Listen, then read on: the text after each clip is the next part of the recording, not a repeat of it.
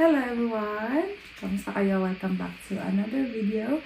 And for today's video ay i-unbox natin itong in-order ko sa Shein. So first time kong mag-order sa Shein dito na na-deliver dito sa bagong bahay. So ayan, unbox natin siya guys kung ano yung mga pinamili ko. So let's unbox! So ang mga gamit na to guys is more on gamit sa bahay. So, and ang ating next Shein unboxing is mga gamit na ni baby. Nag-add to cart na ako guys sa mga gamit ni baby. So, ayan. Oh, nakabox siya halos ah. So, first box sa loob ng box is ito. Ito siya. So, ito yung parang ang laki pala niya. Nice. So, nalagayan ng sponge at saka yung tawag nito, panghugas ng pinggan na liquid detergent or liquid yung fairy. So dyan ilalagay at saka ayan siya. Yan. So ito yung first natin na item. So kitchen item siya. So spacious pala siya. Pwede siyang sponge dito, tapos yung stainless, tapos yung sabon. Yan. So first item is this one. Yung mga Shein ko dati guys, ano siya, sa isang box, parang nandyan lang siya lahat. Ngayon, ang laman niya is box na siya. So ito box. Gusto yan. Mga box na siya sa loob. Ang mga laman. So individually pack siya sa loob. Which is good kasi para hindi siya mabasa. Pwede ko lang ma-deform. So ito is yes. So ito pala is kapag nagpiprito kami sa kusina. So ito yung pangharang para hindi siya tumatalsik doon sa tiles. So ayan. Protective film. So, ganito yung itsura niya. Dalawa yung binili ko nito kasi side to side. Pag nagpiprito. Ganito ko yung itsura niya. Okay. Film pa rin siya. So, dalawa na in-order ko kasi magkabilaan. The next item is ito. Oh, malaki pala siya. Alam mo doon sa picture, parang maliit. Pero not too bad.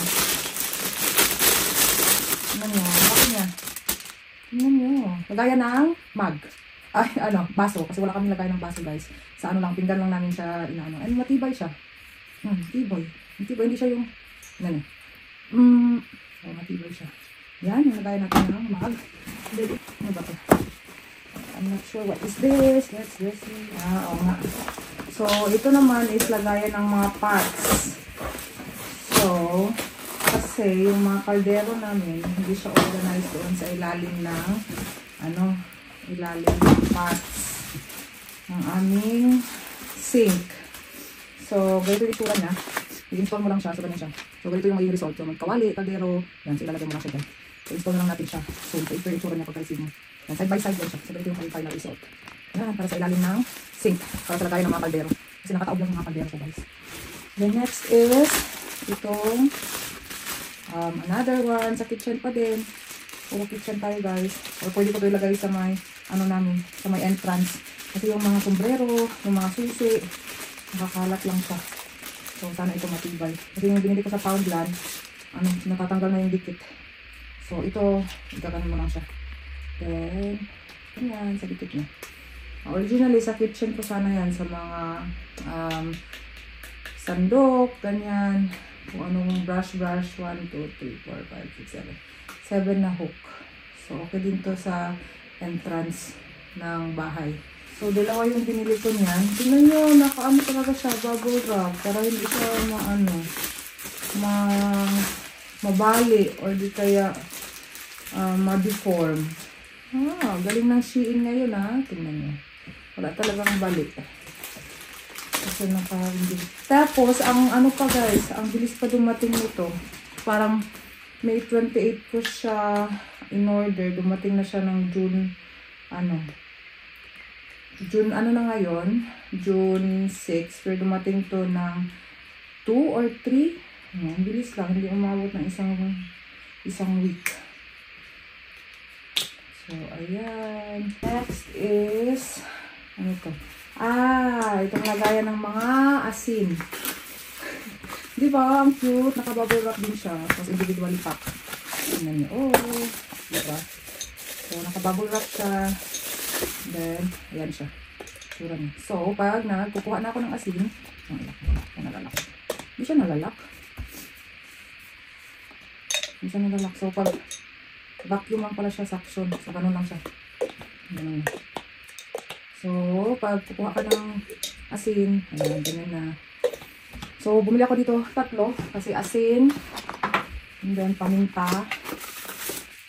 Ayan. Paminta at saka bitchin. Ayan. Ito ah. Tapos ito, ay, ang liit niya. Ano kaya dito yung bigas namin? Ang liit. Pero sabi nila, kasya naman dito yung ano, yung 5 kilos na rice. So, let's see kung kasya nga talaga. So, rice bucket. Yan, rice bucket. Maliit pala siya. Kasya na siguro. 5 kilos. So, yan yung itsura niya. Yan, so, yan yung itsura niya. Gano'n siya kalaki. Isang, ano ko, dangkal. Tapos, yan. Ang pag-open. Yan. Pero na siyang free na rice cook. Diba? Kasi yung lagay namin ng rice ngayon guys sa balde. So, nilalagay namin doon yung rice namin. And then, wala na siyang takip kasi nabasag. Nabasag yung takip niya. Ang tinatakip lang namin doon is, tawag nito, pinggan. So, ganyan. So, pupuha ka ng rice. Open. Pupuha ng rice. Yeah. Then, nice. Kasi yung rice slides na. Mayroong 5, 10, and 15 kilos nito. So, ito lang binili ko. Pang 5 kilos. So, yun kung paano tukunin guys. So, ayan. Ang rice bucket. Tapos, ito naman is mat sa kitchen. Ito yung mat namin ngayon. Is cloth.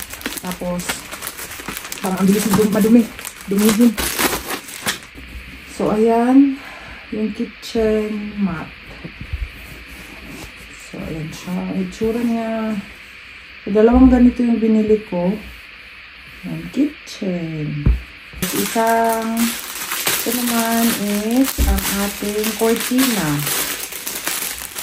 Kasi yung under the sink namin is open na open. So, makikita mo yung kaldero, yung balde na lang doon. So, at least ito, makakover ko na siya.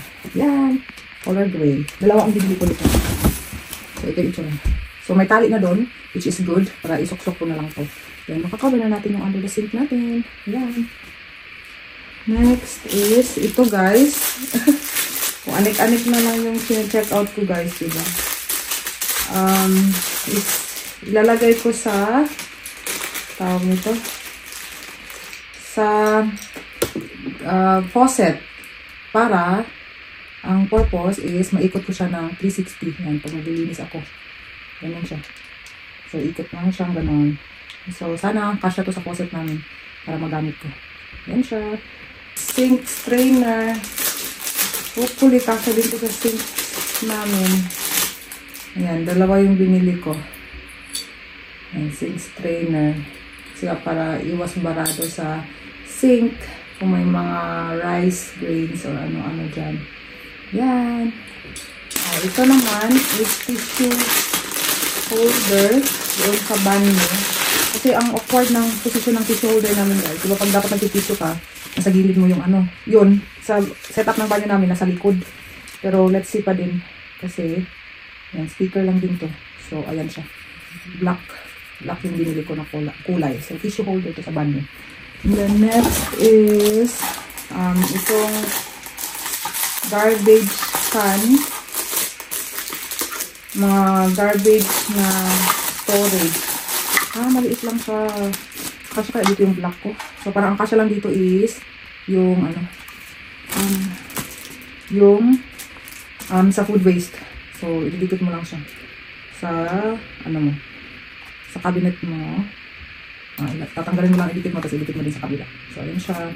Dalawa din binili ko nito. Kasi, sabi ko nga, para sana dun sa garbage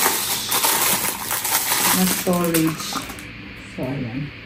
The next is, sabi ko, another kitchen mat. Mas mahaba ata to. Let's see. Mahaba siya. Ang ganda ng araw. Hindi pa sa araw. So, ayan. Mas mahaba siya. Ayan. Sa kitchen. Pero feeling ko guys, hindi na ito magkasya doon. Malaki konti ito. Kasi yung space namin sa kitchen, maliit siya eh. Dapat ito na lang yung binili ko. Ayan, isang ganito. But let's see later. Ayan siya, kitchen. Then,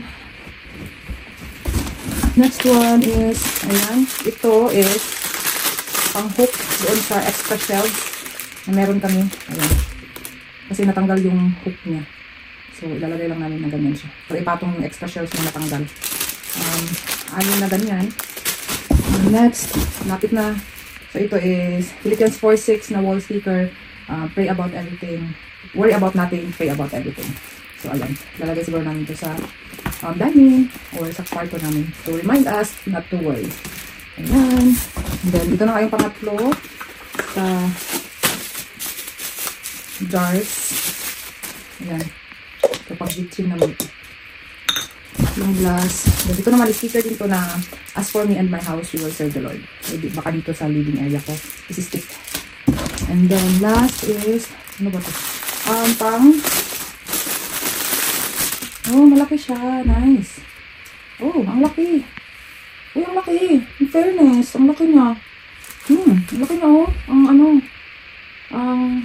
Lapad. Diba? Para naman to sa pag nag-dry ng kamay after mag-hugas ng kamay. So, ayan. Ang laki niya. In fairness. Diba? Dalawa na siya. Ayan. And then, next is last. Ano ba to? Ano to?